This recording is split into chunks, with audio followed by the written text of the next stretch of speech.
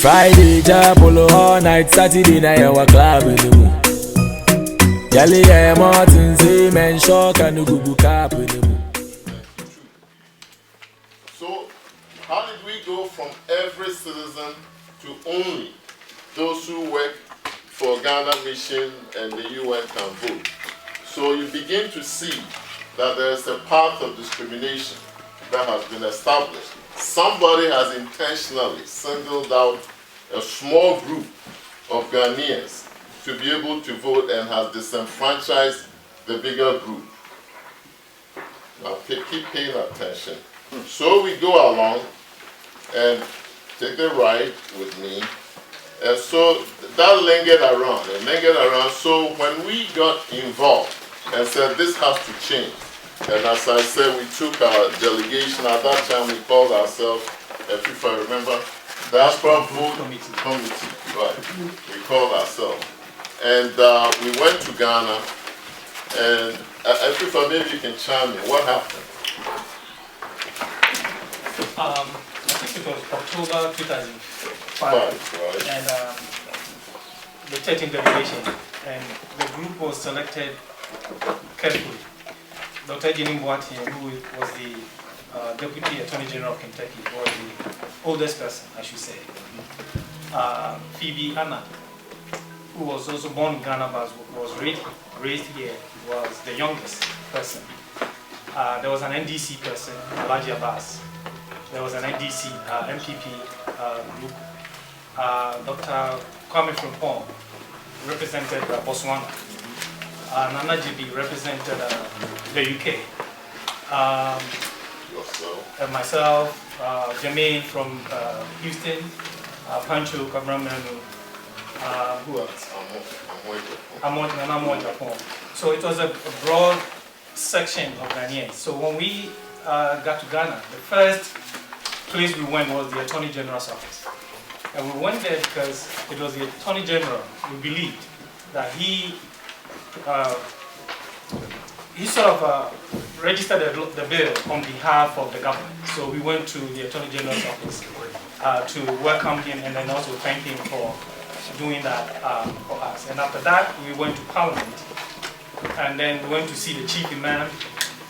We went to see the Vice President. At that time, the President before, was not in the country.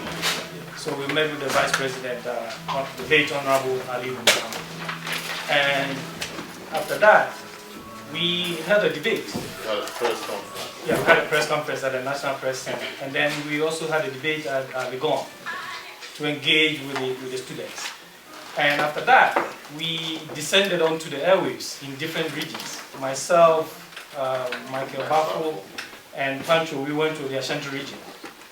Well, Kesben, we met with NDC representatives on a one-on-one debate. And similar arrangements were done in different regions. So after 2 weeks, I believe, we came back, and in 2006, actually, May 2006, we organized a conference in Montreal to help to think about the implementation of ROPAA. So this was May 20, 2006. And we had representatives from international organizations such as ARTIS and the UNDP who were there. And the end result of the conference was Dr. Ejenim Boateng was the leader. And we came up with implementation guidelines that was sent to Ghana to the Electoral Commission on our behalf. So that was at least in the interim some of the activities that took place. Excellent, thank you. So you see how hard we worked. And we did all this in Ghana over something like 5 days. Okay.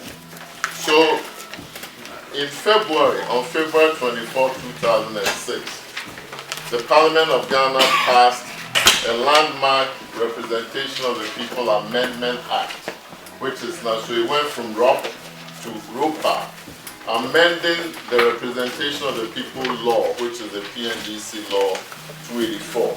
And what did it amend? It amended two critical things. It's very important. One is in the PNDC Law 284, there was something in there, and we will discuss it, that said that in order to be qualified to vote in Ghana, you must be a resident of your polling station for at least 5 years. Of course, nobody was found. All the people in Accra, Kumasi, they don't go and live there. Nobody was measuring who had been there. So one of the amendments was that you can only hail from the area. So you don't have to necessarily reside. So Dr. Boltzmann, the question of residence, when we get into our discussions, we have something substantive to hold on to. So the ROPAA amended that, then it did something. Thank you. Can be registered to vote. Hooray! We won. That was 2006.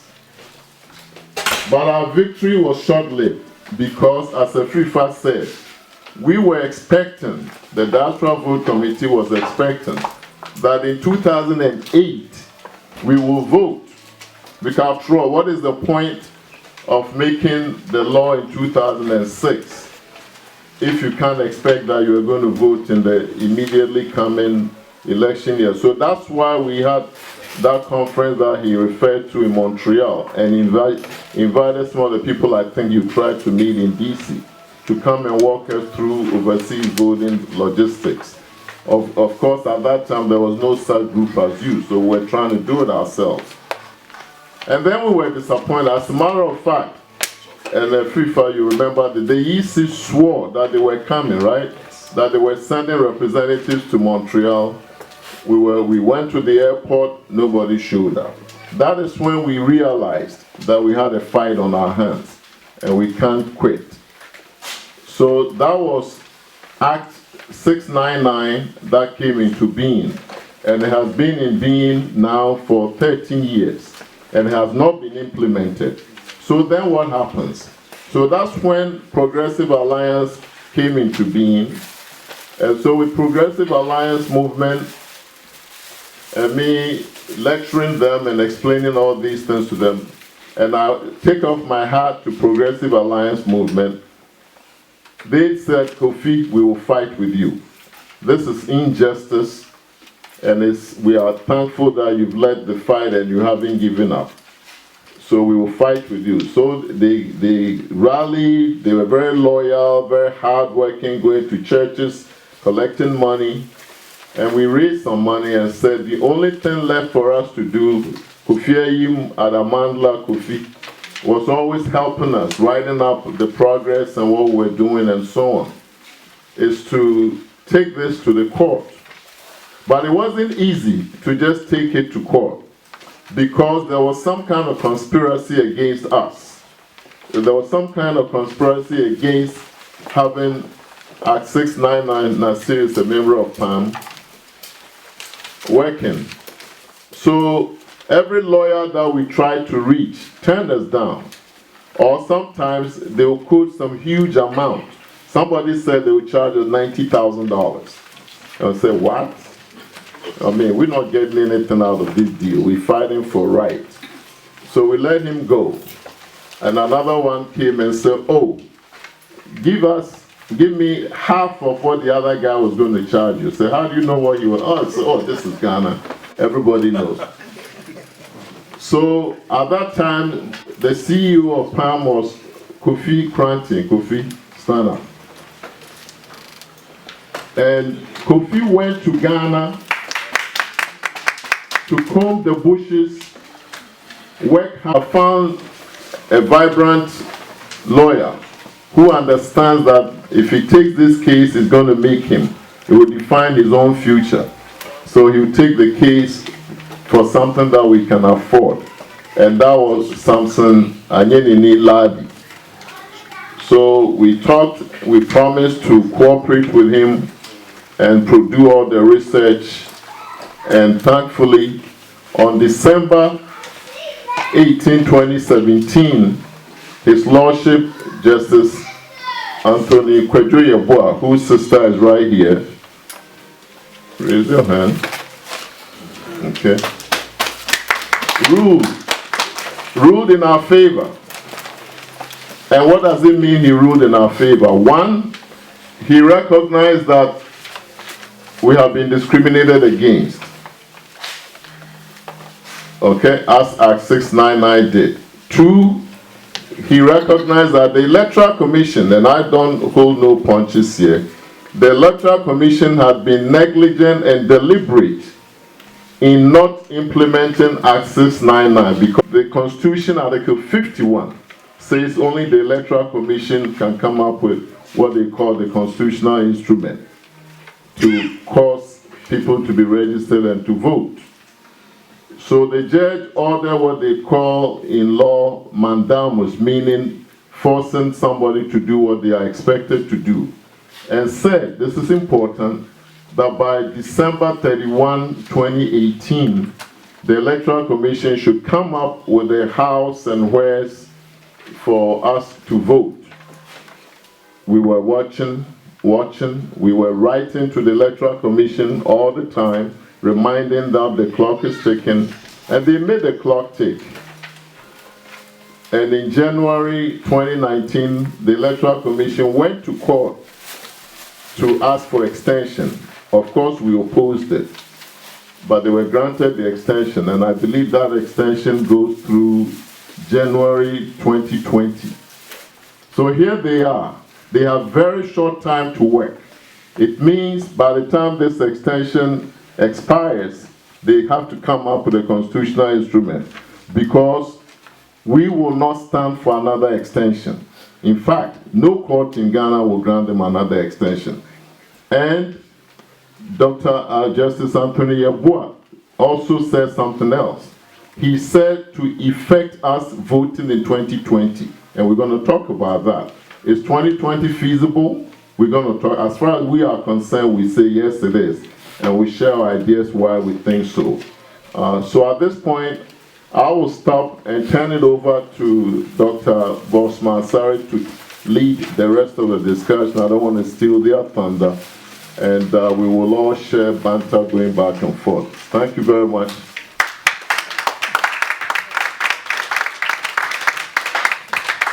Thank you very much, Dr. Boateng. We are looking at the time. What time do we have to close? We can go as long as we need. Okay. We waited all this long time. Okay. Thanks very much, and we really appreciate the explanations you've given. And just to continue from where you left off, I think it will be better for me to introduce the team we have over here. On my extreme right-hand side is Mrs. Sylvia Ano.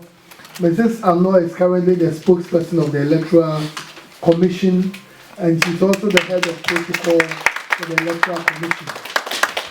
Next to her is Mr. Evans Nimako. This committee is made up of 9 members.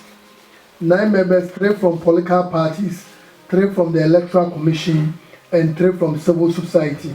Mr. Nimako represents the New Patriotic Party. The main rep from the New Patriotic Party is Mr. John Boadu, but he wasn't able to come, so Mr. Nimako is representing him.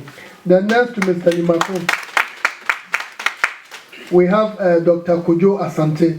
Dr. Asante works with Ghana Center for Democracy and Development.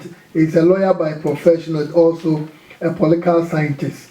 So he is representing civil society organizations in Ghana. They have 3 reps, and he's one of them. The next to him is Reverend Dr. Ernest Jemfi, who is also representing civil society organizations in Ghana, and also specifically from the National Peace Council. Reverend is also the president of the Ghana Baptist Convention. So that's a very large congregation. And apart from that, the vice president of the African Baptist Churches. Then next to him, we have Mr. Samuel Tete. Mr. Samuel Tete is currently the deputy chairman for operations at the Electoral Commission. He is not a member of this committee, but he's here because the Electoral Commission must implement ROPAA. And when it comes to the Electoral Commission, our core work when it comes to elections, he is the one in charge. So he's here to give some input which will be relevant in terms of registration, appointing officials when it comes to elections. Until his appointment, he was the director of the Electoral Commission, director of electoral services. Before then, he was the Ashanti Regional Director of the Electoral Commission, and also up till 2011, the Central Regional Director of the Electoral Commission. Has been a district officer of the Electoral Commission. So for the Electoral Commission work, he's a veteran in that particular area. Then we have Mr. Percival Kofi Akpalo. He represents all the minor political parties in Ghana. Currently, we have 25 parties in our books. We have the MPP. The parties are many here. The law allows them to form. So the MPP has one rep, the NDC has one rep. Unfortunately, he was supposed to join us today, but we haven't heard from him. Mr. Free Anchor. So we are hoping by tomorrow we will know what actually transpired. And he represents all the other 23 political parties. And he is also the founder of the Liberal Party of Ghana. Until last year, the Liberal Party was known as the Independent People's Party. So he is a president in waiting. That's what he tells me. The party LPG is not the same as the gas, so the one for cooking. This one is the Liberal Party of Ghana. Very, very important. Then we have Mr. Christian Owusu Parry. Mr. Parry until recently was the Director of Administration for the Electoral Commission. But in 2011, the Electoral Commission did a similar exercise, and he was the Secretary. So in terms of institutional memory regarding this particular activity, is well versed, and is also the Secretary of this ROPAA committee. The other member who is not here is Commissioner Adjoa Abrefa. She couldn't make it, one of our commissioners. And I am Boss Manasari, currently chairing the ROPAA committee and also a deputy chairman of the Electoral Commission in charge of corporate services. So thank you very, very much for your attention. And we want the discussion to be so extensive, a lot of questions, all of us will be asking, then we'll be responding. And just to continue from what where Dr. Boateng took us to. Sorry, before you continue, I want us to acknowledge the chairman of the I guess you don't want to go home today, so because it continues. We're trying to wrap it up so everybody could go, but hey, since you have the time. Mr. Nasiru, please kindly introduce yourself. Then we'll move on to the next and next. Good evening.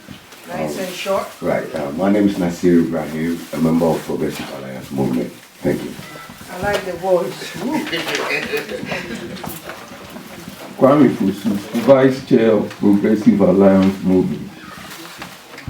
My name is Pastor Michael. I'm a member for the Progressive Alliance. My name is Poku Esubonten. I'm a member of Progressive Alliance Movement. Yeah, my name is Dr. Akwe. I'm an academic and a researcher. Bafo Joe, Chairman, NDC New York. All right. Marion Boateng, wife of Kofi Boateng.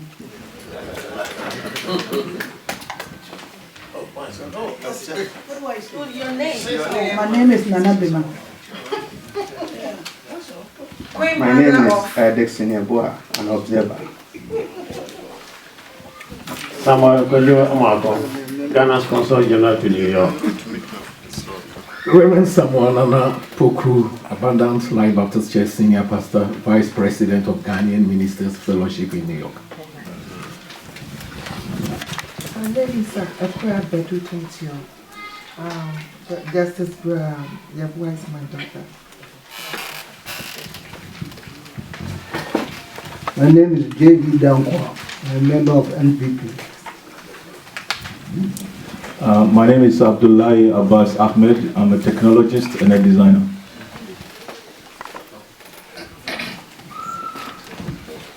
My name is Cecil Asa.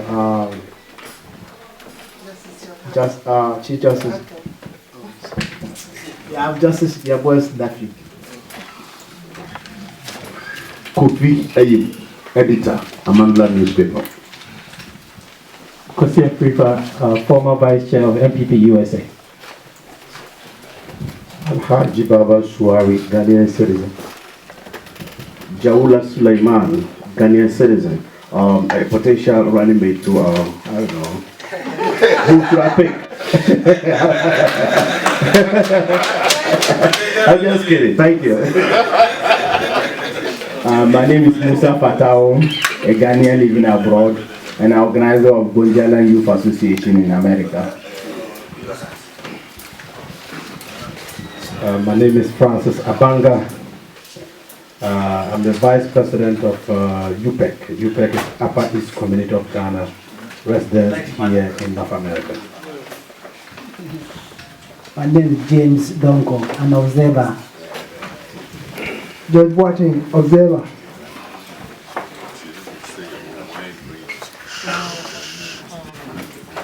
Odile Hunana Michan, observer. Seth Boateng, Senior Advisor, New Patriotic Party, New York branch. Apostle Lord from Aranson Radio. Kofi Kwante, independent candidate. Juliet Darak, a former U.S. Africa Synergy Ambassador and a former Miss Africa France. Echo Micah, a member, Progressive Alliance Movement. Obedankwa, the current treasurer, Progressive Alliance. Francis Aisi, Vice President, Ukwapmai Feku, New York. Fred Bomney, an observer. Kofi Amina, observer. Me, Alote, PPP from Ghana. Yes, sir. Yahweh Jakwa, a Ghanaian citizen. Alhaji Mada, observer. Osebo Charles, observer. Prince Osebonsu, former of Graphic Group Communications and a Ghanaian freelance journalist. Thank you all very much. So, I think you are allowed to participate. Because of the time, we'll just address some main issues, then we'll open the floor. And my colleagues are here to respond to almost all the issues that we'll be looking at. I think there are 3 or 4 critical areas. So we did consultations in all the then 10 regional capitals, meeting Ghanaians, because Dr. Boateng mentioned that the Electoral Commission was given an extension. We all know from 2017 to 2018, there were a lot of challenges at the Electoral Commission, to the extent that the 3 top executives were removed from office. When the new executives took over on August 1st, 2018, we had a referendum before us. So we noticed that we were not in a position to comply with the ruling of the court. Dr. Boateng mentioned the mandamus, which compelled the Electoral Commission to do certain things. And in addition to the mandamus, the ruling of the court was that in addition to all the 5 people who took the commission to court, the Electoral Commission should do what was necessary and what was proper to ensure that all Ghanaians who were similarly situated, all Ghanaians living elsewhere, would also be given the chance to vote. So we noticed that we were not in a position to fulfill.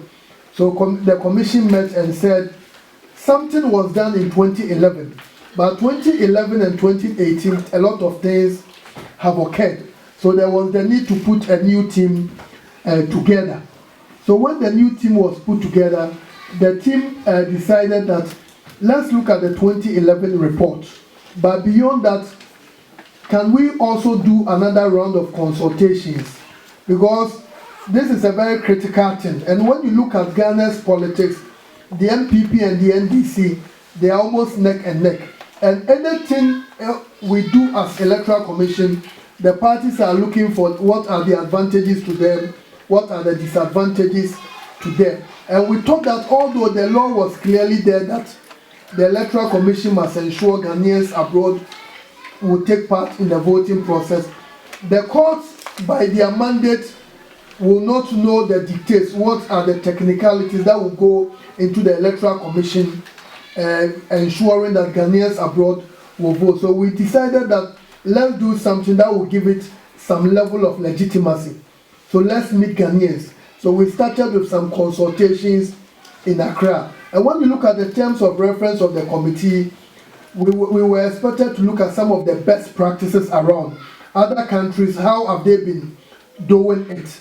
And even beyond that, we're also supposed to come up with a constitutional instrument. You mentioned Article 51 of the Constitution, which gives the Electoral Commission the right to come up with a constitutional instrument. So the Commission was taking that into consideration. So we started something in Accra.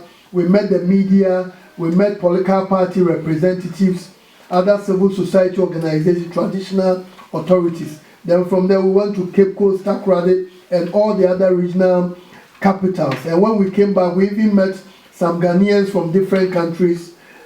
We met them also in Accra. And based on all this consultation, we noticed that we had a lot of support for Ghanaians abroad taking part in the voting. But we also decided that we didn't want to limit our activities to Ghana alone. So we went to Senegal, and the people of Senegal, we met their election authorities. We were hosted by Ghana's ambassador to Senegal, and they explained to us how they are able to do it. And we thought that if the Senegalese people could do it this effectively, then there is something we can also learn from that. Then we also said it was important we came to the USA.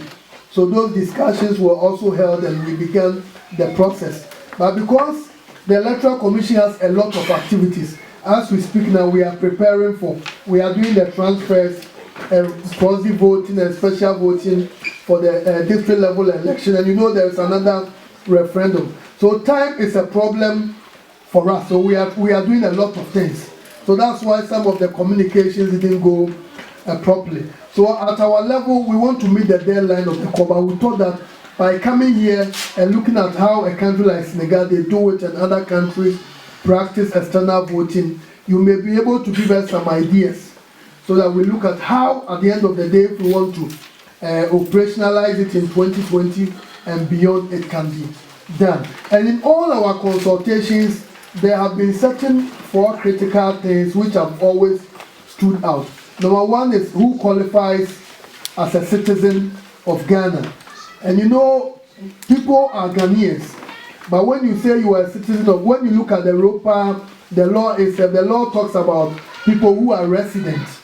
And the lawyers have explained to us that when the interpretation section of the law, when they talk about a resident, what it means is that these are people who are recognized in the country where they live as people who are legal, not people who are illegal and they are moving in the system. So those discussions have come out. In other words, do they have evidence indicating that they are Ghanaians? Although we know your name is Opon, Owusu, Akwete, etc., but what shows that you are indeed recognized in the country where you are staying? And it also came out, if somebody is a dual citizen, what happens? Must the person demonstrate both citizenship? Very, very important. Then the next issue also has to do with the registration centers. You know, one thing which is very, very critical is that if you want to go to a country like the USA to ensure your citizens take part in the voting, at which places are you going to register them? In Ghana, there are rules in place, but once you begin to move to another jurisdiction, then there are certain issues that must be taken into consideration. Then number 3, it also has to do with which people must be the registration officials. In Ghana, when we are doing registration, the EC will normally engage temporary workers. Recently, when we did the exhibition, we engaged about 32,000 people who are not part of the EC system. And in these elections coming up, you know, December 17, we have the unit committee election, we have the district assembly, and we also have the referendum. In all, we are ongoing, but we are operating with 30,000, almost 31 to 32,000 polling stations. And at each polling station, the commission is going to engage about 6 people. So 6 times almost 32,000, you are looking at something around 200,000. So assuming we are doing the ROPAA which people are going to be working on the registration, how do we engage them, do we have to bring people from Ghana to come and do that, or among the Ghanaian communities in the various countries, are we going to employ some people to do that? And if we are going to employ them from here, are they going to be volunteering for free for Ghana, or they must be paid? And we should also take into consideration that in Ghana, when we engage them, on the average exhibition, we'll pay them 100 Ghana cedis a day. I think it's usually about 80 Ghana cedis a day. Can you pay the same amount when you come to the USA, when you go to Canada, etc.? So budgetary issue. Then finally, in which types of elections should ROPAA immediately apply? When you look at the ruling of the High Court judge, Justice Yabua made it very clear that all the Ghanaians abroad must take part in all public elections and referenda, meaning that the district assembly elections, which is in December, Ghanaians abroad must be part. All types of public elections and referenda, that's technically. But we are looking at, is this very, very practical? Is this something that can be done immediately? So these are the 4 critical areas that have come up strongly for discussion. And let me paint the picture of how they do it in Senegal. They told us that when they go to a country, the threshold, the ones they can establish that there are 200 Ghanaians, 200 Senegalese people in that country, then election must take place. Then they'll go ahead to form an electoral commission in that particular country. Among the Ghanaian community in that particular, let me say the Senegalese community, they will appoint 3 individuals. The 3 individuals will constitute the Electoral Commission of Senegal in that particular country. Then out of the 3 individuals, they will get 1 person from the embassy in that particular country to be a secretary. So these people will be the Electoral Commission, and they will be receiving instructions from the Electoral Commission in Senegal. Then what they do, they may end up appointing people as returning officers, appointing people as presiding members, etc. And they make sure they appoint individuals who don't identify with any political party. Like people who among the Ghanaians, they know them to be very, very neutral. They are not for party A or party B. So when we understood their system, we thought it was something that would be very, very doable. Because practically, the way many people see the ROPAA, if we want to go by what we do in Ghana, the budget will even be 3 times what we do in Ghana. But if you pay someone 100 Ghana a day for a job in Ghana, I don't think you can pay same in New York. And this will also require some Ghanaians must come here, hotel bills and other things, which will be a lot. I think about 2 weeks ago, we had the ministry, and even the money, the budget, what we have proposed we want in 2020, it's become a major battle. They are trying to say there is a ceiling. And so the money is always a challenge. But ROPAA is captured in our 2020 budget. And as at the commission level, Dr. Boateng mentioned that we can't go to the court for any extension, which we know that. So we want to do whatever is proper to ensure that by January the CI will go to Parliament. And once the CI goes to Parliament, that means from the Electoral Commission's perspective, we know in 2020 we are going to have a ROPAA. And last week when we met discussing the CI, the discussions were centering on whether should we have a separate CI for ROPAA, or should we have a composite CI for both ROPAA and what we will do in Ghana.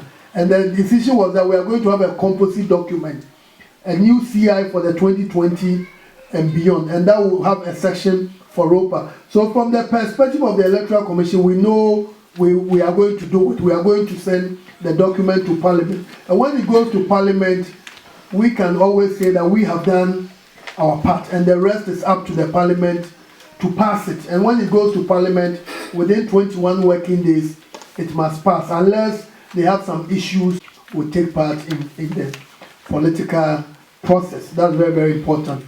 But now back to the 4 things I meant. Those are the areas we have challenges. And finally, we have how to resolve disputes. We know once you move to another country, and let's say somebody engages in election violations, how do we punish that particular person? In Ghana, when you do it, we know we can easily address that. But when you do it in New York City, maybe if the voting were to take place in our embassies, we have this jurisdiction, extraterritoriality, which allows Ghana's laws to work in our embassies. Now you look at a country like the USA. I lived in Ohio for about 7 years, and in those days when I was there, the state of Ohio, they were talking of about 15,000 Ghanaians living there. And I believe the number should even be higher in a place like New York. So that means in the state of Ohio alone, we can be looking at currently our threshold for polling station is usually about 800. And we are even thinking of going to about 500 or 600. So that means a state like Ohio, you are looking at over 10 polling stations. You come to New York City, you are looking at maybe 15 or so. And you go to Worcester, people tell me there are a lot of Ghanaians over there. You are looking at several polling stations. So when people engage in infractions, how do we punish this individual? So these are some of the issues. So now our mission here is not to discuss whether should Ghanaians abroad vote or they shouldn't vote. Now Ghanaians abroad are supposed to vote. So we want you to assist us to be able to develop a CI in which if anyone sees it, the person will say this is very, very practical and this is something that is doable. And I also mentioned that there are party representatives. Interestingly, when we go, we don't talk about Party A or Party B. This is a Ghana project and want to see how it can be done in a manner that all Ghanaians will have confidence in the system. And that's what we are trying to do. So I think we'll give the microphone to Madam MC. Anyone who has questions or contributions, you just bring it, and my colleagues are here for us to respond to all. You should write your questions so we can move. Yes. If you don't have, raise your hand and you'll have it, because I know that I did, and I have few questions here. So Obed, please help me out with the card so they can write their question on so we can move on. I have Musa Fatau, please rise up. Musa Fatau question is, what steps do the EC intends to take to ensure availability of a credible register of all Ghanaians living everywhere outside Ghana? That's what the ROPAA guarantees. That's your question, right? That's my question. Okay.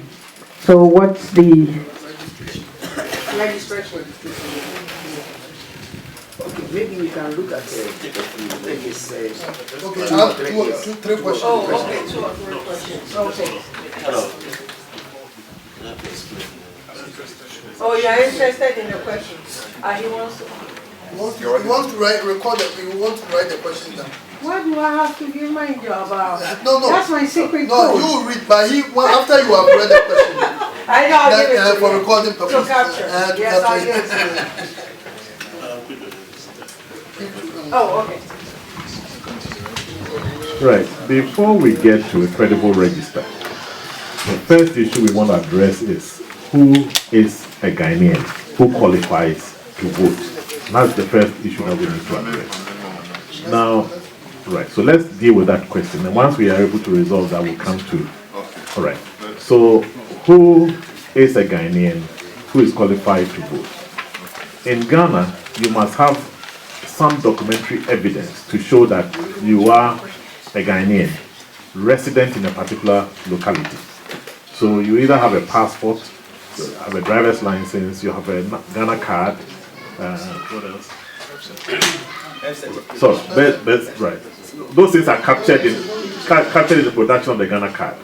So right now with the Ghana card, your social security number, your driver's license, your passport, all those things are captured, and then your digital address is also there.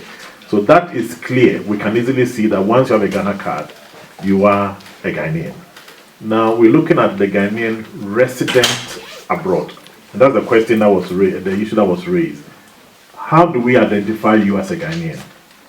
Passport is number one. Is it valid or is it dead?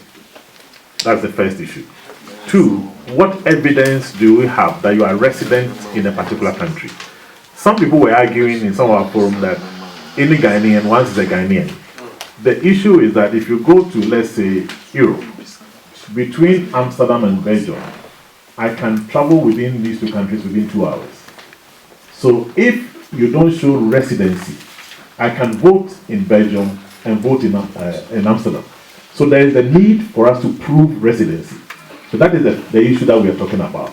So how do you prove residency in a particular country? So first, what makes you a Ghanaian? What proves that you live in that country and they have the residency to be there? Once we capture these things, then we are now moving into the area where to be on the voters register. I just want to add so that at least you know the state of play in terms of what we have gotten from our consultations. So just to add to what Reverend has said. So the other issue was the dual citizenship. So again, now the law is very clear. As long as you hold a Ghanaian passport and you hold your other nationality, because you have a Ghanaian passport, you can always show citizenship, right? That's not an issue. The more difficult issue is whether or not resident permit should be official resident permit and not address, right? So if I show my address in Yonkers or Bronx, does that prove that I am a resident? I show you utility bills, does that prove that I'm a resident? Or I have to show my visa or my green card or some other evidence of permanent residency or temporary residency or any type of residency. So those are the questions. Can I contribute to that? Yes, let's deal with that first. Oh, you can have a seat. Please hold on. Let them answer, then they finish. No, they are asking the question. Yes. They want input from us. Right. Yeah. So let's do it one at a time. One of the issues just at a time. addressing the issue on the credible register. And I think my two colleagues actually dealt with the issue of who a citizen is. But in actual fact, if as a commission we would want to produce a credible register, the things that we looked at is grounded in law. First of all, there should be some qualifications to get onto the voters register. And then we look at the age, and in Ghana what the law says. If you look at the CI 91, you must be 18 years and above. And secondly, you must also be of sound mind. And the question of citizen also, which has been actually addressed and will also be discussing, also comes into mind. And per the law also, you must be a resident or an ordinary resident. The difference is that if you are an ordinary resident, not necessarily that you must stay in the area. At the times you have a family, you move there, occasions and other things. Then you must also not be prohibited by any law enforced from registering as a voter. For instance, if you've been sentenced in a sense that you've been found guilty of an electoral offense, you can also not be registered. So in a nutshell, for us to produce a credible register, and in order to get an accurate register, these are the qualities, these are the requirements that we looked at before we get your name onto the register. There are so many processes that we actually go through. For instance, at every stage, we have agents of political parties being represented at the registration centers, and after that, it goes through what we call the registration review committees, which the composition is made up of party reps, district education officers, and others. And that's one of the main questions or the main issues, that is questions of challenges when we come to registration. How do we resolve some of these things? In Ghana, we have district registration review committees, and these are the committees which deals with challenges during registration. So these are the things that we go through to get a credible register. After that, the register is exhibited, and anyone who went to register gets to the exhibition center and then check whether his or her data was correctly captured before it goes through the magistrates and other things to for them to certify the register. So it goes through a lot of processes before it becomes a final register that we use for elections and what you term as credible. Thank you. Let's also add that currently one of the requirements is to take your biometric fingerprint. So whoever registers, your thumbprint, your fingers must be picked. And that is one of the surest things that we do, what is part of our processes. Madam, can I contribute? Yeah, let's hear from the floor. I think I'll take only 2 because I give the flashcards to write, so we will control. If you want to ask a question, take the card and write so we can leave here on time. I'll take 2 people. This gentleman raised his hand.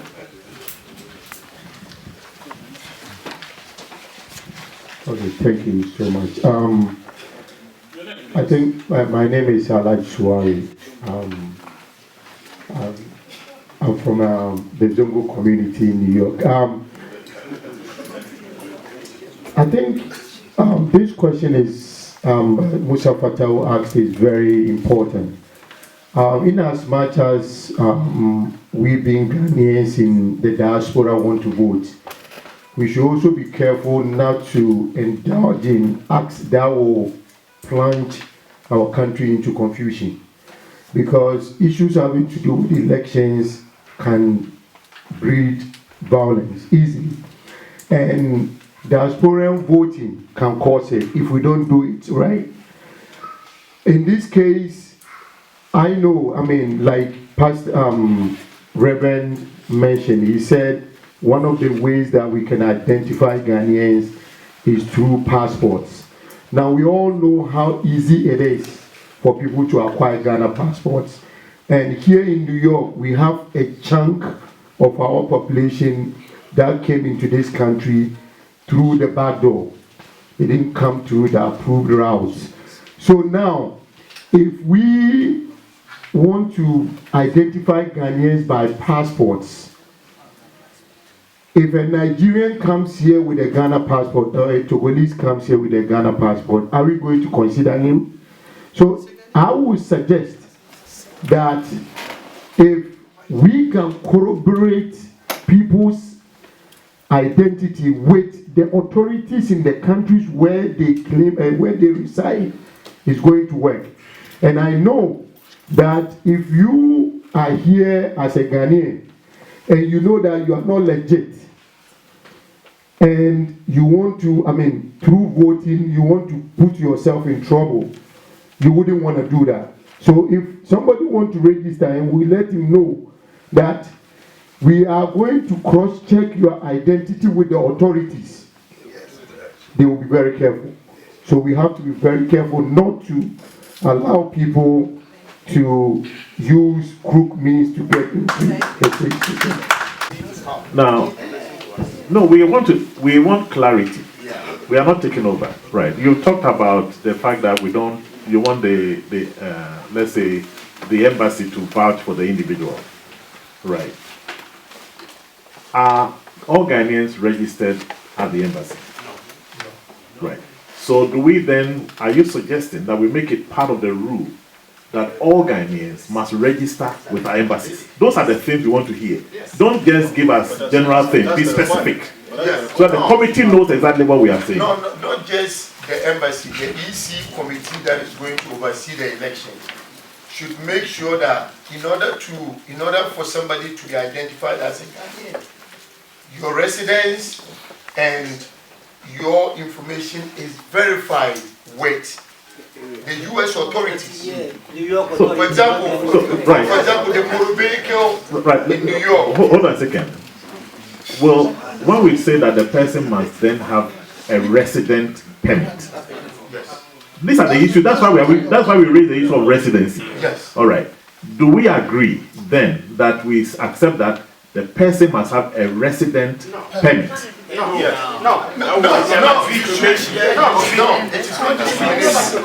Those are the issues we want. Let's calm down. I said only. Okay, I have something a little bit to add. Yeah, very short. Okay, my name is. My name is Francis Abanga. Okay. Right. Don't be anxious. No. Just calm down. All right. Okay, my name is Francis Abanga. I hail from Balkatanga down there, and I'm the vice president of UPEC, Upper East Community, who are living here. So as much as I agree with my brother to some extent, but what we have to bear in mind is that every Ghanaian living here, you cannot be eliminated here because you do not have papers, and when it comes to exercising your right of your birth country, then again they are holding you responsible of American papers. That should not work. What we should work, or what we should look at, is every Ghanaian who is able to cross whatever border to whatever country must possess a passport. And if you tell me that if I have a Ghanaian passport and I'm a Nigerian, that is not for me to verify. Whoever issued that passport, whether it's the Ghana embassy or they got the passport from Ghana, should have done all those due diligence. It is just the same thing if you have somebody in Ghana presenting a Ghana passport to register to vote. Nobody will tell him that he's not a Ghanaian, and we know that. So there's no way to seriously read all whoever claims to be what. But once you identify yourself, you are a Ghanaian and you have Ghanaian documentation and you identify yourself as one individual, you should be allowed to vote without a condition of whatever country you live and whatever documentation is pending on that country. And to the issue of residency, the issue of residency should also be established. So for instance, if I'm living with a brother or I'm living in my house or wherever I'm living, I should have some kind of bill or I should have somebody to vote for you. And I believe you guys do the same thing when you go to rural areas. I grew up in a village, a rural area. Nobody, even as of now, people are born without birth certificates, and I can verify that. However, when they attain the age, people verify for them because it's a community, everybody knows each other, and they are able to register. We should be able to do the same here and take away this idea of you have to have an American green card. American green card is not our thing. And if we do that, we are disenfranchising the same our brothers and sisters that we've been fighting so many years for. Thank you. I'll add one more to it. Oh, that's it? Oh, okay. Somebody asked about credibility of a register. So when we are submitting our views, we should bear in mind that the propositions we give will not affect the credibility of the register. Okay. But what he said in the first place is assisted in Ghana. So the issue that we are looking at is this. What are the things that we can actually look for? It shouldn't be maybe one thing. He raised something like verifying, and even in our registration, we have what we call the guarantors. If you don't have any of the requirements, you can ask someone to guarantee for you. So we can also look at that. So these are the things that we are looking from you, expecting from you, so that we can actually put them down together and then use them as a peculiar case in what do I use? And briefly, like you said, if we do in Ghana, when we do the registration, people make a claim that somebody is not a Ghanaian. There is a process to challenge. And when we do it here, and somebody has a Ghanaian passport, but we know clearly that this person is not a Ghanaian, there is a process. So it's not like, because if we don't do that, people can just claim somebody. We've had instances, we did some exhibition, and somebody in the Northeast came that someone was dead. So we should remove the name from the register. 3 days later, the person came that he wasn't dead. So there are challenges in the process. So once we suspect, and the thing is that I think the onus lies on us. This is a project for our country. So once we know clearly that some people are up for some mischief, we should be able to bring them out. So for example, I mentioned that when we go to countries looking for people to constitute the Electoral Commission, if you know clearly that someone is a member of a particular party, and the person has availed himself for such an opportunity, we need to clearly let the person know that you cannot do it. And I think we owe it to our country to make sure that we do the right thing for the development of our country. And those are the things we expect. So we expect you to come up with the solution that this is the way to cure some of these mischiefs. Thank you. Let me read the registration requirement for Ghanaians abroad. The document says, please let's listen. A person who is a citizen of Ghana, resident outside the Republic, is entitled to be registered as a voter if the person satisfies the requirements for registration prescribed by law, other than those relating to residents in a polling division. This is the law. So the issue of citizenship and residency are two things in law that should be addressed. So those ones, we don't just gloss over them. So the first thing is, who is a Ghanaian citizen? Two, is the person really resident abroad? And how do you show residency? These are the two key things. Two different things.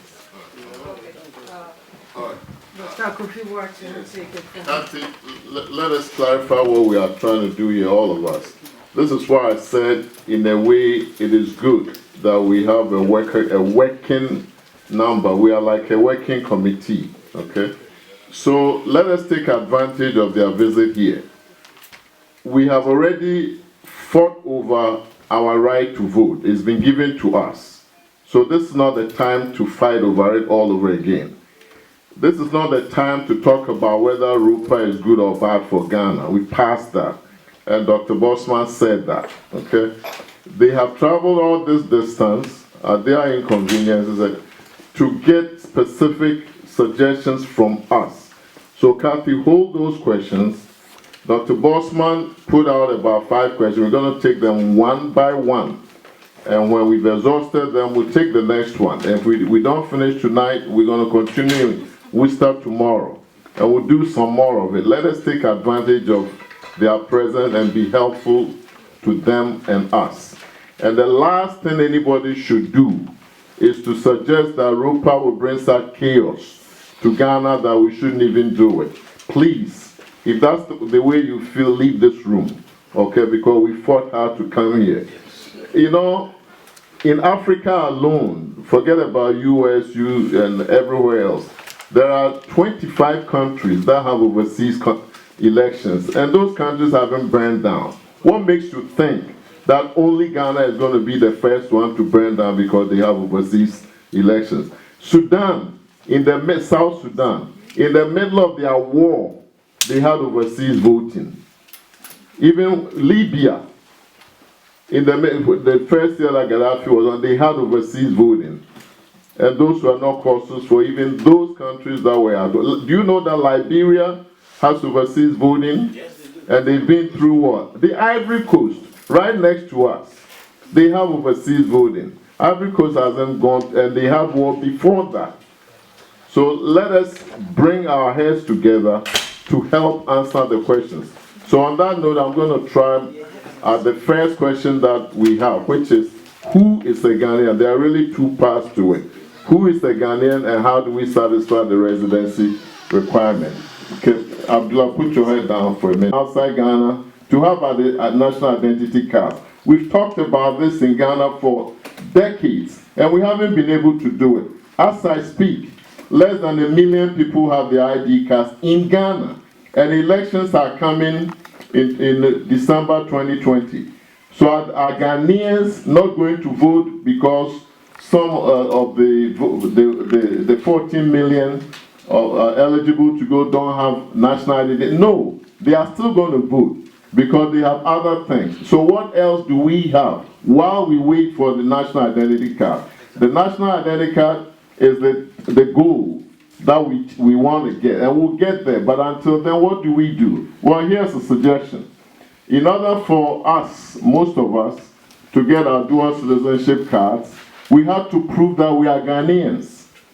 Dr. Amako, am I right or right? I'm right, okay. We have to prove that we are Ghanaians to get our dual citizenship. And it's the same Ghana. It's the same one element of the country. So my answer is very simple.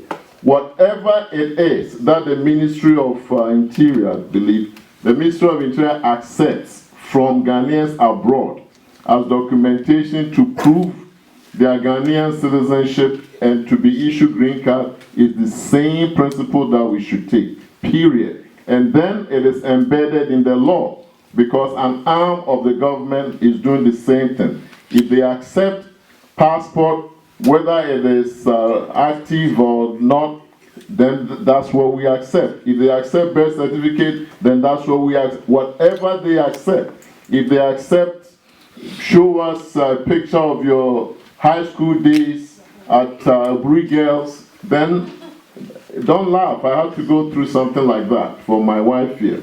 Okay?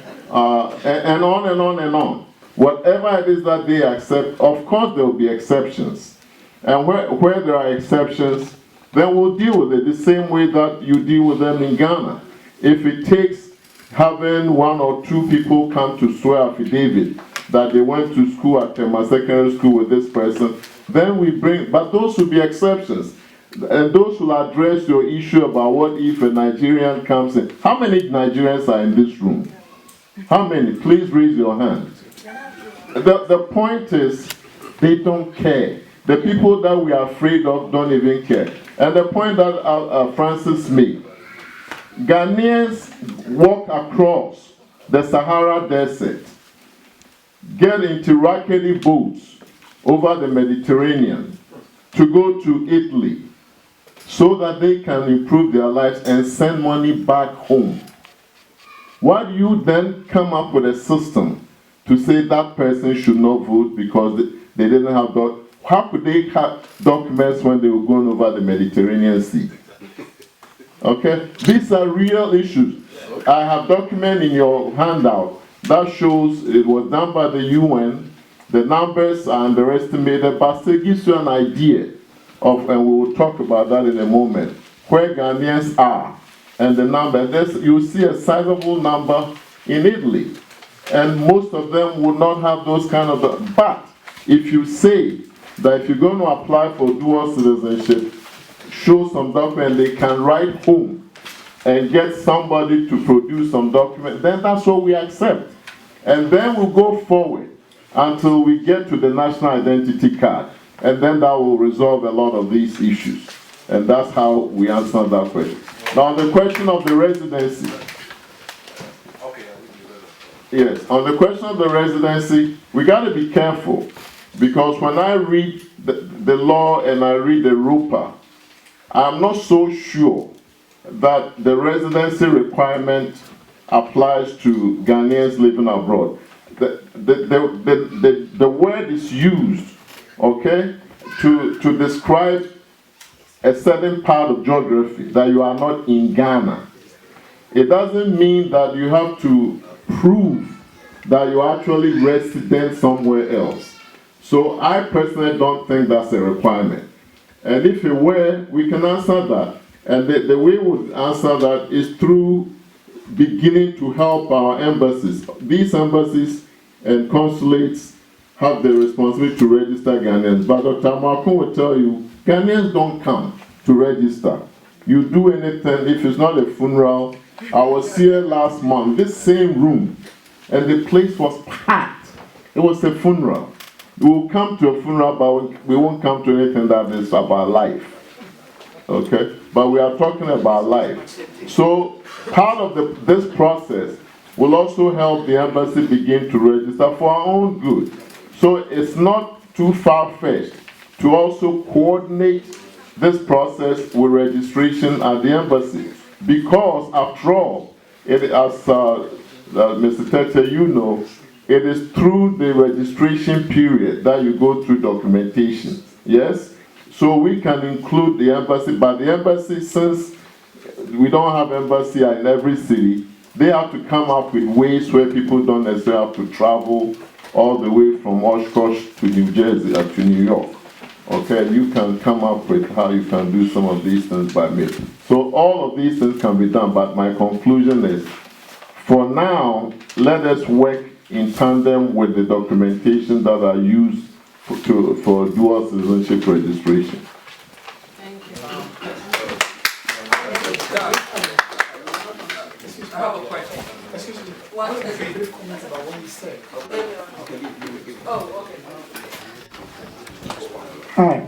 The first time I actually heard about ROPAA and the court issues, right, I was like, God, these boys are in for trouble. And the way he is talking is a reflection of what I actually saw coming. It is doing the right thing. The fact that I'm going to vote, you give me the opportunity for me to vote, doesn't mean you shouldn't do the right thing. Do the right thing. The right way. What I'm trying to say is that, look, I have consultants from all the African countries. I work with consultants from all the African countries, so I see these things every day.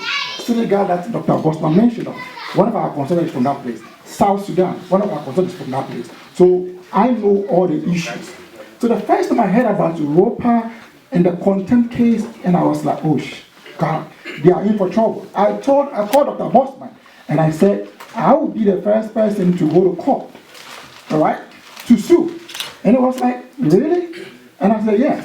If you look at the question that I said over there, most of you live in Northeast, let's say Northeast. You've not been to the South before. When you go to the South, it's a different ball game over there. Elections in the South is different. So the point is, I'm asking, how are you going to deal with the issues about poll tax and disenfranchisement? If, for example, the embassy is in New York, and I live all the way in Niagara Falls, maybe I'm the only person living in Niagara Falls, voting is my natural right. It's not a human right. How are you going to get me to vote in Niagara Falls without transporting myself all the way down over here? Because when I transport myself, I'm incurring a cost. That cost is poll tax. So these are the things that I'm saying that maybe we didn't, ROPAA has done their best, but maybe we didn't do much research. He is comparing Ghana to the other African countries. Ghana is not Senegal. Ghana is not South Sudan. Ghana is not Libya. Ghana is not Egypt. Those countries are not democracies. They are quasi-democracy. They are just pretending to be democracy.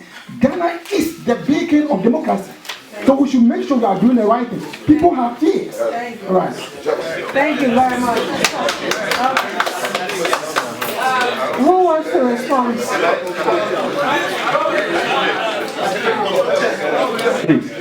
Please, hello. I know this issue has been, it came up in our consultation, whether or not we can fulfill the rights granted to all citizens under Article 42 at one go. All right. Now, and the question of whether if we don't do that, it means that we cannot do it at all. Well, my simple response to that is that there are many fundamental rights in the Constitution, and none of them are fulfilled all at once, even the right to education. So and I can see, yes, people can go to court, but I can see the court responding in the same way. Because at the end of it, you still have to acknowledge the practicalities, the feasibilities, the resources. You cannot say that if it would destroy Ghana's economy in order for us to fulfill the rights in Article 42, we should force Ghana to use all its money to make sure that everybody all around the world in Ghana have to be able to vote at once, or we don't vote. So I think that we have to be realistic with every fundamental right in the Constitution. And as you know, there is no order of rights in the 1992 Constitution. They are all apart.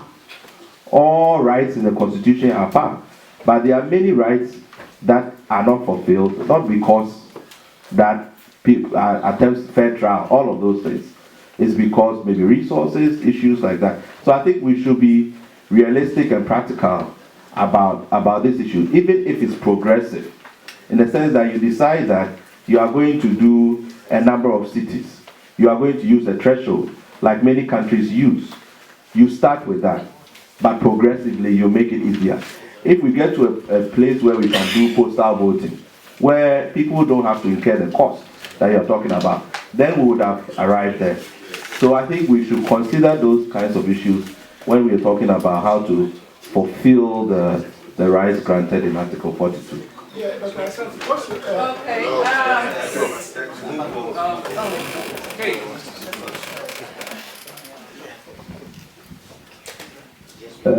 Please, if you meet a fair person, maybe an Asian holding a Ghanaian passport, maybe an Indian look, you can't challenge the person because the person is holding a Ghanaian passport. You don't have any right to say because it's an Indian, so it's not a Ghanaian. Now we have Indians who are holding Ghanaian passport because they are Ghanaians. Lebanese, Chinese, and whatsoever. So if you see a Nigerian, if you see a Nigerian holding a Ghanaian passport, you don't have the right to go and find that person. All that you can do is to maybe, if you don't understand, you can just talk to the embassy or whatsoever. So please, we have to be careful because there are a lot of Nigerians married to Ghanaians, and through that they have acquired. On the right-hand side, it's going to take us to court, and we're going to be in trouble, and we don't want that trouble. So please. In fact, what we should look at is, all the requirements that we have, like what he was saying. We have similar challenges in Ghana. Even if you bring a passport, if you bring an old ID card, age, and all those things, the thing that we should look at is ways of addressing those challenges. No matter what, there's no any system which is perfect. We have people who bring fake passports, people who bring even fake ID cards at the point of what? Registration. But the way we address it is through the challenge what? Systems. And that is what I think maybe we have to look at to address the systems also over here. Exactly like what Doctor actually said. Basically all the requirements. Then we go through the challenge. Thank you. I have a question here from Alaji Baba Swari. It says, if ROPAA comes into force, do it mean that people in the diaspora can run for office or, can run for office? I think ROPAA currently is about voting by people in the diaspora. It's only about voting. And in Ghana, to be able to run for office, there are certain, if you are a dual citizen, you don't qualify. And some of you remember a former parliamentarian was put behind bars. And some of us have been advocating behind the scenes that what some countries do is to ask for representation for people in the diaspora.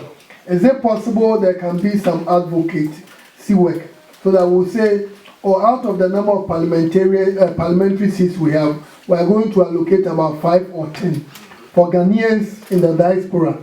People in North America, because of their numbers, maybe 2 representatives. People in Europe, because of their numbers, 3. In Africa, maybe 4. So that when those in the diaspora have issues, they know where directly to go to. But now, as it stands with our laws, we don't have anything like people in the diaspora, unless you are here and you are fully a Ghanaian. In other words, you are not a Dua. You are not a Dua. That one you can go back and compete. So, but for now, you cannot. You can vote, but you cannot be voted for. And even internally, there are rules in place. You should have resided in a particular electoral area for some time. And even when you are transferring and you don't meet those qualifications. So maybe, Doc, another advocacy would be, should we allocate some parliamentary? Because at the Electoral Commission level, our thinking is that the number of parliamentary seats are so many. We don't want to even increase. But I think if there is a push for diasporans to have about 5 parliamentary seats, and those people do not necessarily have to be duals or people who are residing in Ghana. Parliamentarians, just as somebody is a rep of Ayawaso West, you are also a rep of North America, and I think this is something we can begin from there. Okay, thank you. This one, if I don't ask Abdullah, will kill me. I think this goes to Kofi ROPAA. He said, some of us have great concepts to help implement this act, and we are ready to support. Why the committee of ROPAA not looking for the Ghanaians with these skills to make the process smooth? Okay. Okay. Oh. The next one is no name. When does the nomination for election 2020 begin and end? The next one is what is the process of the qualification of nomination? Real question. Yeah. If you want to contest for presidency, you must be 40 years and above. Yes. And then you don't have any dual citizenship. Yes. And then if you want to go to parliament, it's 21 years. Parliament is 21 years. Yes. And then you should also you shouldn't have dual citizenship. Thank you.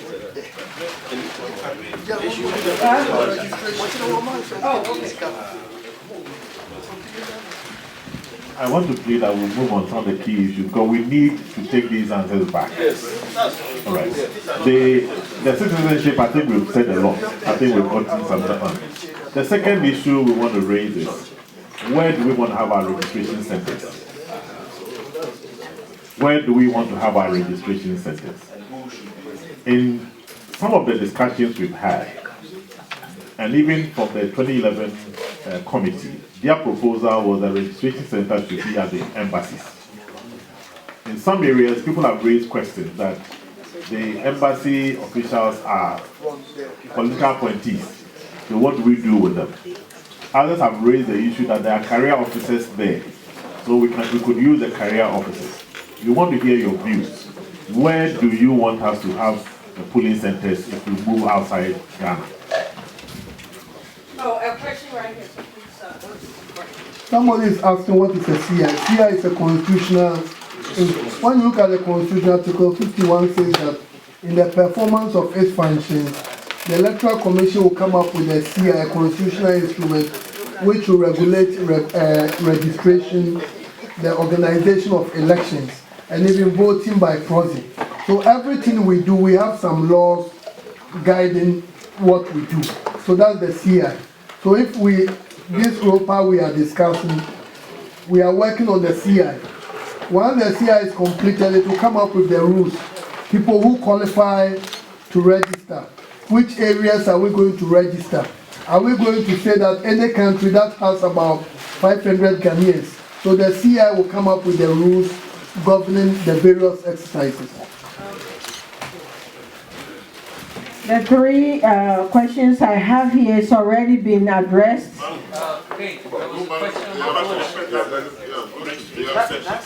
Oh, okay. I'm just acknowledging that whatever I have in my hand is being addressed, because once you leave, I'll be hanged. So I know it's been asked already, and you all communicate with it. So now registration centers. I'll go to Kofi Cranting.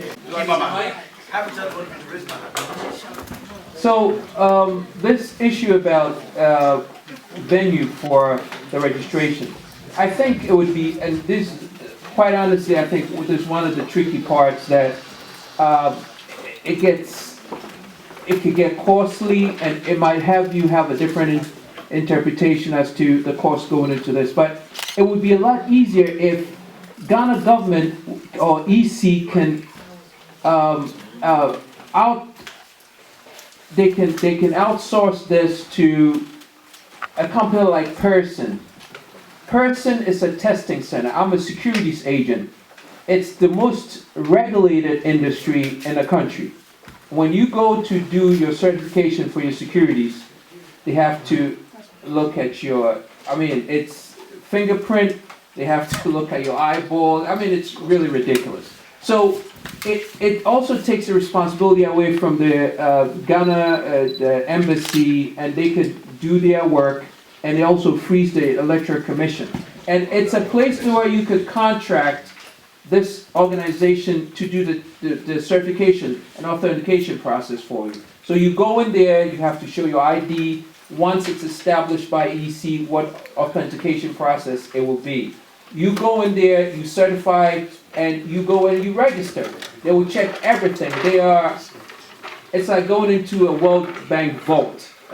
You should go and meet them and see how that works. And they have testing centers all over the country. So I don't know about other countries, but in the US, for a fact, they have testing centers all over the country, and you could contract them to do the job for you and just give them the criteria for every person to meet. Now, real quick, going back to, I know Kofi ROPAA talked about the fact that if you are, we can use the dual citizenship process. The problem is, a lot of Ghanaians are in this country who really don't have a valid document, okay? So, but they're Ghanaians. So, it's going to be difficult. I'm a dual citizen. I know how difficult it was to get dual citizenship because you have to bring in your American citizen, you have to bring your Ghanaian passport, and they have to put all that together and give you the green card, which is the dual citizenship card. But if we can have also another option where if you don't have a valid Ghanaian passport because you came in maybe through a traveling card or something, or however you ended up here, you can be EC can give the guidelines or criteria to the mission for people prior to elections. Go and authenticate yourself. You go through a 10-step, 15-step. Once you authenticate it, you have your card or you have a number issued by the mission. So wherever you are, when the time comes for you to vote, you just show up with that authentication card, and then you go ahead and you vote. So we don't have to go through this process of doing this. It's a lot simpler and easier for all of us, and it's less expensive too. So consideration. Thank you.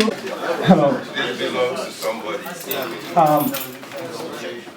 I have a question about the concept of registration centers. If it assumes that the other forms of voting has been cancelled out, because there are other forms of voting. For instance, in person, which is the registration, the voting center, is what you're considering. How about mailing? All right. So let me finish. Let me clarify. Mailing. The current system requires verification at the polling station. You need to take a fingerprint. So there must be some means by which your fingerprint can be taken. Okay. So those are the questions that we're going to verify. That's the question. And the reason why I'm saying this is, at the end of the day, you want to have integrity of the election, and you want people to also vote. All the countries that Kofi mentioned, the external voting that took place were not conducted by the Electoral Commission of those countries, with the exception of probably Senegal.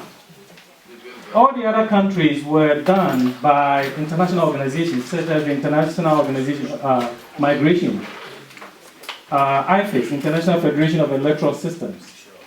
These countries conducted these elections on behalf of these countries, based on contracts. So, and I've heard a lot of these issues that have been discussed. So mailing is one that has been done. In person, which is the registration, the polling centers, that's one. Faxing has also been done as part of voting. Proxy has also been done, and then by the internet has also been done, where you can mail your ballot box as an attachment to your email to whatever the center where the collection point is. So the point of it is, if you're saying that registration centers or the polling centers is the only form of way of identifying or authenticating this person, then we may be foreclosing some of the other ways of conducting this. So the second part is this. As I said, some of these countries where these elections have been done, the turnout has been terribly slow or low. Okay? And it is due to some of these issues that have not been addressed properly. So my suggestion or my recommendation is this. The ROPAA law itself, and you can correct me, no feasibility was done when the law was passed, I'm sure. Because a lot of these issues, you know, over here, Congressional Budget Office, any bill or issue is cost out, reviewed, researched before it is passed. I'm not sure ROPAA, something of any form of feasibility study as to how much it is even going to cost, or how it is going to be implemented was done. So if to do this, we want to vote in 2020 by law. And to make it happen, maybe we may need to, as Kofi Krantin suggested, maybe we need to find some of these international organizations, contract out the process so we can vote. And in the meantime, the Electoral Commission go through this process of ironing out some of these issues so that 2024, you can take over from this organization and implement it by yourself. Thank you. Ideas. But you see, regarding elections, acceptability of the results is key.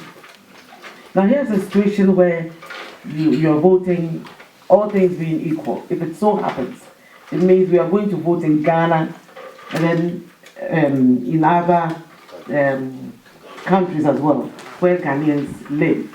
Now, at the end of the day, I'm not sure the Electoral Commission is ready to banter with the citizenry in terms of accepting the results when it is given out to another entity, you know, because the law stipulates that it's only the Electoral Commission that has a right to conduct the election. So the Electoral Commission will spell out the details, and that's the reason we are working towards getting a CI to operationalize the law. So it will be very difficult, in as much as it may sound very good in our ears. On the other hand, it will create a problem, I can assure you, because acceptability of the results is key, where you have people concocting stories already about who the amount company be normal, mailing, because if you are not in that terrain, you won't understand. They sound, but you see, you understand it because of where you are coming from. But the old lady in my village may not understand. The moment somebody goes to them and tells them that this is it, the registration, please let me land. The registration or even the election was conducted by so and so organization, and it was fast. And at the end of the day, legitimacy, you know, it will become an issue. And then accepting the results, you know, can be a problem for us also. We'll move one step at a time. I believe that is, you know, incrementally, you know, coming back to look at the policy, the CI, as we have done in the past. We used to have opaque ballot boxes. Why do we have transparent ballot boxes? Because we realized that people were stuffing probably, you know, that is a perception. You see, so all these things are factors, so that we must be careful when we are making, you know, suggestions. Because at the end of the day, thank you. Okay. I just want to bring this issue back into the legal framework, because these ideas are fine. Currently, under Access 99, the Electoral Commission is given powers to designate a person or an institution to register Ghanaians abroad. So yes, you can outsource, of course, taking into consideration Mrs. Arnold's point that yes, you have the power, but you have to look at all of those issues. But the point is that there is a basic trust system that has been built from registration to verification during voting. That is why we have the biometric system, registration system, so that, and we have all accepted it in Ghana. So if you create a different regime for those in Ghana and a different regime for those abroad, so because of the practicalities of people going to take their biometrics, you say they should do postal voting or some other, or e-voting or so on, that itself can constitute some sort of discrimination. All right. So there has to be a basic integrity that even if you outsource, they have to go through the same procedure that everybody in Ghana goes through. So I think that has to be clear. Certainly, you can change the law. All right. You can go and make the case. If Parliament changes the law and says those abroad can be excused from doing biometric verification, then fine, that can happen. But as it is, as the system is, and as I said, it's a trust system. As long as everybody agrees that yes, whether you are in Ghana or you are abroad, you follow the same procedure, even if it's the US, it's the same procedure that everybody follows. So that is one of the things that we have to look at when we are talking about registration centers. I think there are proposals that have been put in place. One is the Ghana Mission, where people have raised an issues with. Then there is the Senegal version of it, where you constitute an Electoral Commission, and then they appoint registration officers and returning officers and so on in a number of polling stations. All right. So that option is also there. Or you can even outsource to the country's Electoral Commission, which the Malians do in the case of Ghana and so on and so forth. So I think we should look at those options and think about the ones that have the trust and the integrity. Because that is the ultimate way in which we can all then say the process is clean, fair, and we can accept the results. So I think when we are thinking of those things, we should really look, you live in the community. What is the one that everybody would be happy to go with? Then we can look at the practicalities of it. Just briefly, just to add briefly. I remember when we went to Senegal, they said they don't verify you before you vote. And we told them that this can never happen in Ghana. When people have even been verified, they want to come and still. But please, let's be very clear. Ours in Ghana, the two parties we have.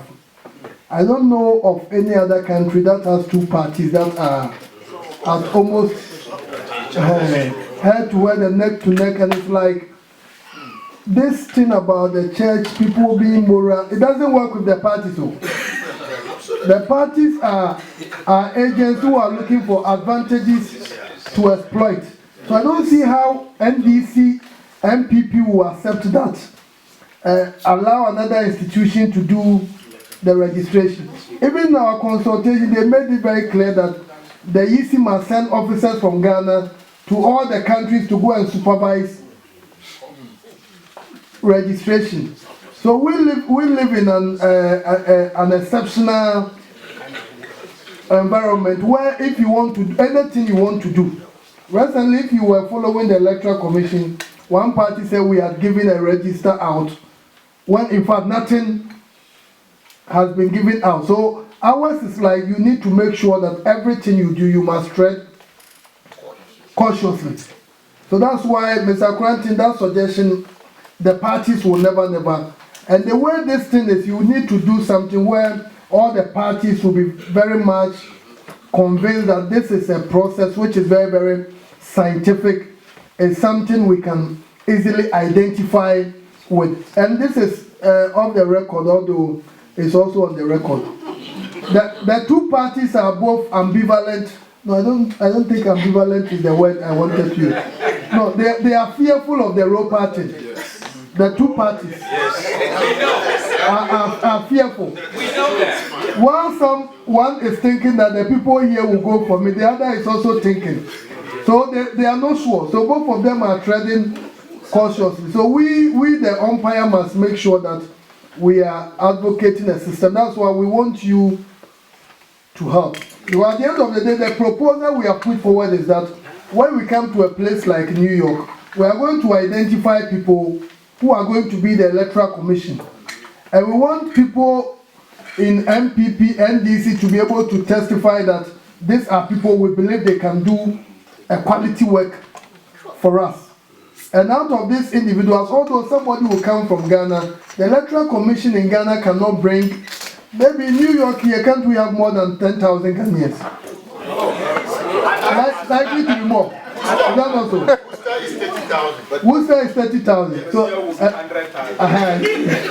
So that means the Electoral Commission can only bring one person. So we need to get people who are very, very credible. No, let me be very frank with you. In Ghana, we have a lot of credibility deficit. Let's be very clear. We have a lot of credibility deficit. To the extent that people you engage, they want to take advantage of the system. And we want to make sure that we don't extend what people to do. In Ghana, we have a way to be able to kill that mischief. The processes of verification. And we want to make sure that we are doing the ROPAA, the same system. And that one, when you vote, you can't come. That's what we want to do. So we want you, when the time comes and we call on you again, we want you to be ready to assist the commission with people who can be trusted. And I believe if we can address that credibility, integrity deficit in our system, we can only go very, very far as a country.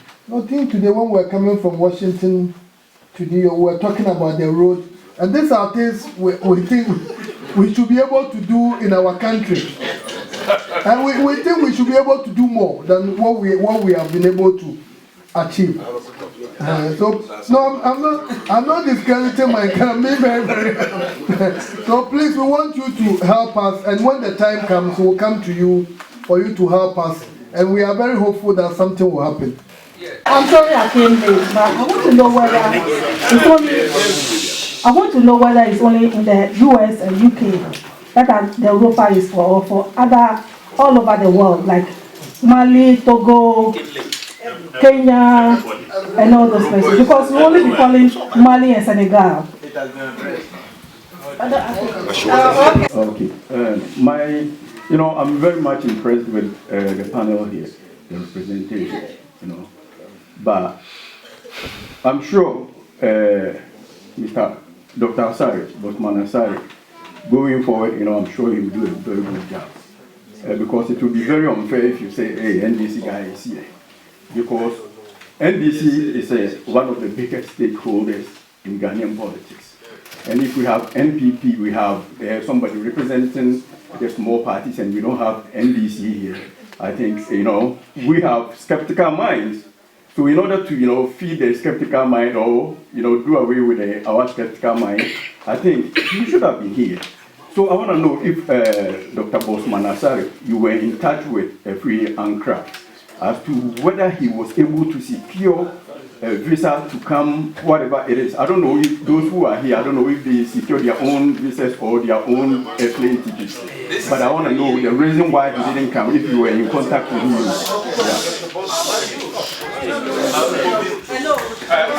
Hold it, please.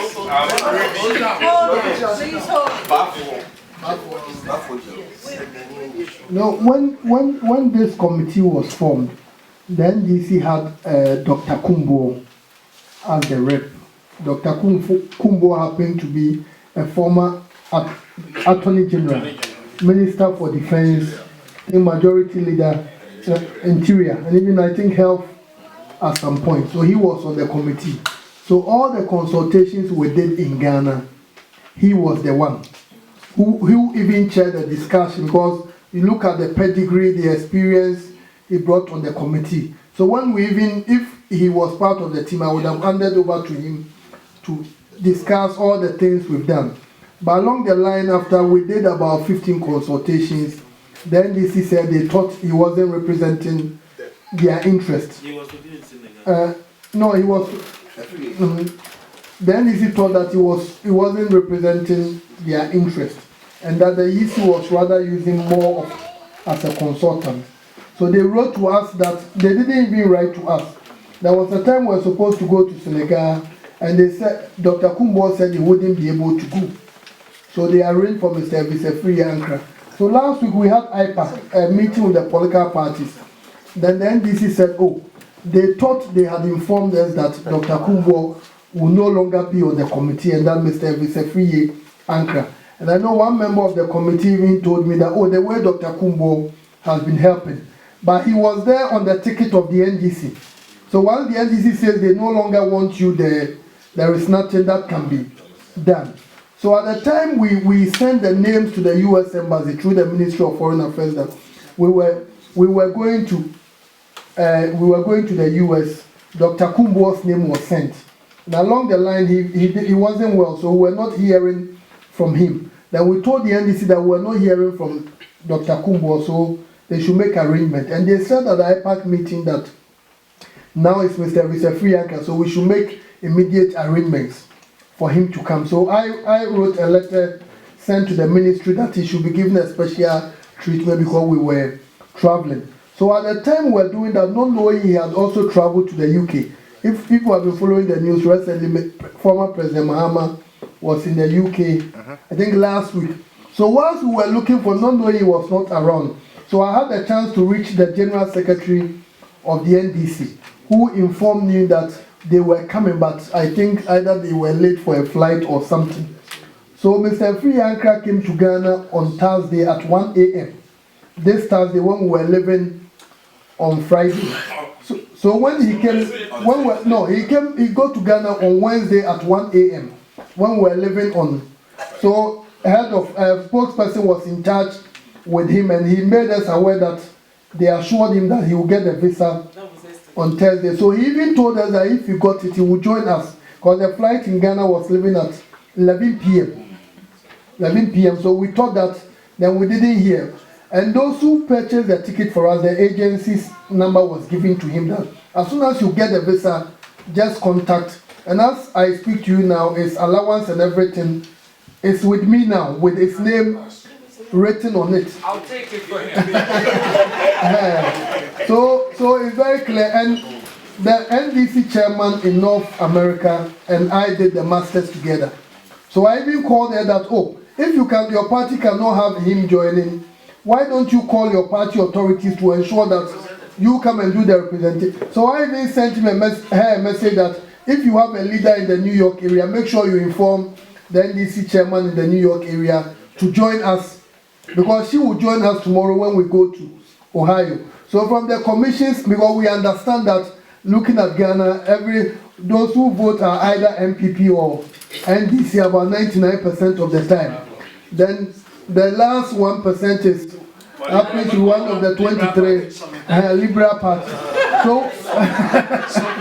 So anything we do as a commission, we make sure that MPP and NDC. So from our angle, and I know if you call Mr. Visefri Ankra, he will tell you that the commission did everything. So as we speak now, we don't know the state of the visa, whether he was given or he wasn't given. But we are still under the impression that maybe he will join us tomorrow. And this man is not even the MPP rep, it's actually Mr. John Buelba, because he couldn't. So we even called. I called NDC, Mr. Bizidin. I called to make, if they have anyone with a visa who is a leader in the party.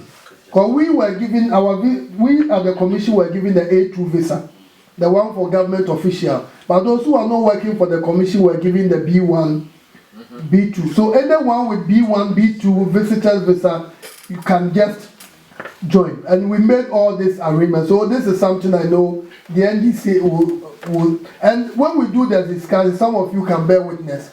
It's not any MPP NDC thing we have. It's a Ghana project and we want to get it right. That's what we are trying to do. Thank you very much. Leader, just to add, because the NDC chairman mentioned that. Yes, leader, just because the NDC chair, Mr. Bafo, mentioned that MPP is here, Mr. Free is a friend, I called him. And the ministry gave him note verbal to facilitate. So it's not an intentional arrangement. As the chair said, I was called at the last minute when my general secretary was not able to make it. So please, I am here. And I'm still part of the committee. It's not MPP NDC affair. We want to get ideas that will help with the implementation of ROPAA. Thank you. All right. So let us wrap up the section on registration, right? Registration centers and so on. And I think what we just witnessed, all the time that we just spent trying to pacify Mr. Joe, right? And answer his question and let him be relaxed that this is not a one-sided affair, really points to where we should be looking for the answer. As Dr. Bosman has said, we are in a country where everybody wants the slightest advantage and everybody also wants to complain. Our sister over there was asking the question, is this only for UK or US? Well, and I'm glad you asked that question, because behind that question, one of the reasons why ROPAA has delayed in implementation is precisely because of that. That one party is afraid that the prospective voters, Ghanaians living in Togo specifically, will go to their disadvantage. And another party is afraid that prospective voters living in the US and UK and so on will go to their disadvantage. And hence ROPAA has been held hostage. But if we take that fear and turn it to our advantage, we begin to get some answers. And that answer also lies in some of the lessons that you learned in Senegal, which is as follows. Depending on what party is in power, our embassy is not trusted. That's a fact, okay? So if one party is in power, the other party say, even though ROPAA says Ghana mission should conduct it, we don't trust them because they are for such and such a party in power. So what do? Well, we say no problem. We will take the Senegal model, create a Electoral Commission for the whole country that we choose, and then they can work with the mission for logistics. And then they should be empowered to pick people that they work with. Let's say we decide, and we can debate this, that we will go for the Senegalese do 200. Let's say this is our first time, so whatever budget, what have you. So we'll do 2,000 multiplied by 10. Anywhere that there are at least 2,000 Ghanaians, there will be a polling booth. Okay, let's say we do that. Then we say something else, that for every place, there should be a registration committee that must have somebody representing NPP, somebody representing NDC, and if possible, somebody representing the smaller parties. Must. And then you make them co-chairs. And you do that everywhere. Okay? Then you are beginning, nobody can now say, oh, I didn't know they're doing something that I don't know, and so on and so forth. And now we all have cell phones. As soon as they vote, everybody takes the same picture and send them to the Electoral Commission, and we move forward. So as our sister Sylvia said, we are going to make incremental progresses. Okay? And then once you empower them, Reverend Doctor, then you can also include the biometric. After all, they have the biometric thing in all polling stations. So if we say 2,000 and you have the registration committee in every zone, then you also can equip them with a biometric and they can do their work. And you will get volunteers to do this. So that is not going to cost you anything. Thank you. A quick question about Ghana.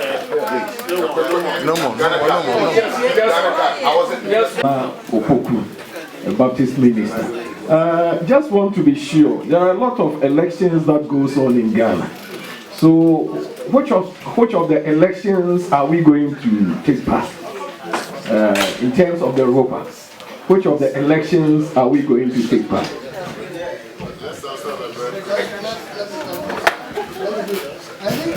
our consultations, it came out clearly that although the ruling has been very clear in all public elections and referenda, the decision so far has been, let's begin with the presidential. Because if we want to do parliamentary, what it means is that in a polling station, we must have 275 parliamentary. Because you may be coming from Etiwa, he may be coming from Okankwe, so the decision has been, let's go with the presidential. So that when we perfect at it, then we move in that order. Okay. The last gentleman back there, then we come to our next program. Please come forward.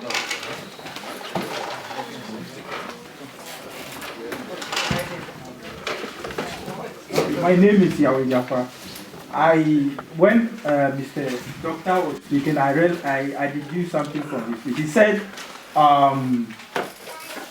maybe if some countries will be selected or something. So I want to know from the people here, have you selected some countries already where we are going to have the ROPAA, or we are going to have ROPAA across the whole world?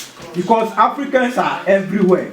Me, with my little Ghanaians are Afghaners. There is a course I've studied, Africa and dispersion. We are everywhere. Even tomorrow, if we should create a new country, next year, Ghanaians will be there. So, are we going to have our election in all the countries? Because Ghanaians are everywhere. All the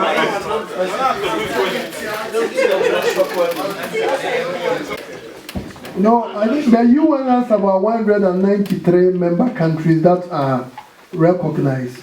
Per the ruling of the judge, we are supposed to have elections in all the country. But you know, when the courts come up with the ruling, the implementing agency too must look at how practical, how feasible. As for the judges, they don't organize the election, so they will not know the details. But we know currently Ghana operates in about 62 countries. We have embassies in 62. And know some of the embassies have concurrent accreditation. I know in Mexico, for example, they are under, or do they have a new embassy now? No. So it's under the US. So if we are doing in US, automatically we have to do, and we must also look at our budgetary. You know, the judge, they come up with their ruling. They don't care about how you get the money to be able to do it. So we, the commission, must also look at how practical. And so far, the thinking has been where we can identify about 500 Ghanaians. And some have even suggested that let's go with 2,000. So that when we start in 2,000, we can identify some 20 countries. We do it 2024, you increase, you reduce the threshold. Then you end up having several countries on board. So we haven't identified the country, but if we are going ahead, it's likely going to be the countries where we have diplomatic representation. Those are going to be where we start from. And some have also argued that you look at a country like Austria, a country like Belgium, if maybe voting is not taking place in Belgium and the people on their own can come to the Netherlands to take part in the voting, it should be allowed. In other words, the opportunity must be created so that wherever you are, as long as you are registered, you can take part. So please, we haven't identified the countries here, but these are things when we do, it will be made public. Thank you. The last questioner is Abdul. Please make it short, that's the last one. Yeah, hi. Thank you so much for such detailed information. My question is going to be very, very short, and I think it cuts across the very fundamentals of the idea of citizenship. When I was in Ghana, I entertained an idea of looking at the birth and death registry of the country more seriously than even the national ID. I think just like in many African countries, we have a data problem in Africa. Thank you. We have a lot of unstructured data. That's it. And some of us have worked for more than 12 years in this industry. And we are here to help. But if there's no systematic reach out to fundamentally bring some of us to help you do what you are trying to do, we're going to be going in cycles. Thank you. Thank you. Wow, that's good. Thank you. Abdul, thank you. At this point, when you look at the program, I think we are on. Of other countries, we would be willing to start with presidential. So for 2020, anybody against that? No. So that's it, the answer for you. Okay. So we move on with that one. So now, and then later on we'll do the Senegalese model and have our own MPs. Thank you. Finally. We are on number 6 now. You can see award for Palm's outgoing CEO, Mr. Kofi Kranting. Please, can you come forward?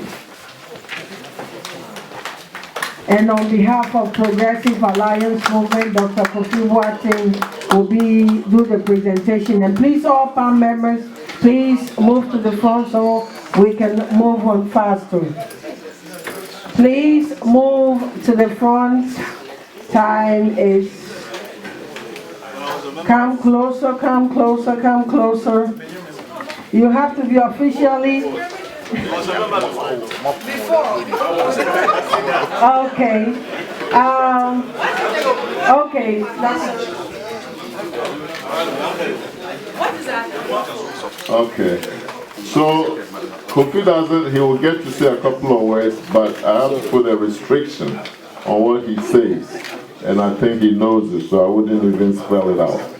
Okay, so there was a day that when we were making the transition from Diaspora Vote Committee to PAM, where I was attending a funeral, and this young man saw me, I never knew him, and he said, "Hey sir, I'd like to talk to you." I said, "What about?" He said, "Everybody says I should talk to you, because we have a group called Progressive Alliance Movement." I said, "Yeah, I've heard about you guys. You're a little bit lost." And said, "That's exactly why we need you." And so he's worked with me. People call me Kofi ROPAA. He's worked so hard that I call him Kofi ROPAA Jr. And he deserves every bit of it. So the board of PAM had decided to, as he pursues new challenges, present him with this plaque that reads, "Presented to Kofi Kranting in appreciation of your leadership in the formation of PAM and guiding its growth substantively. We couldn't have done it without you, Progressive Alliance Movement."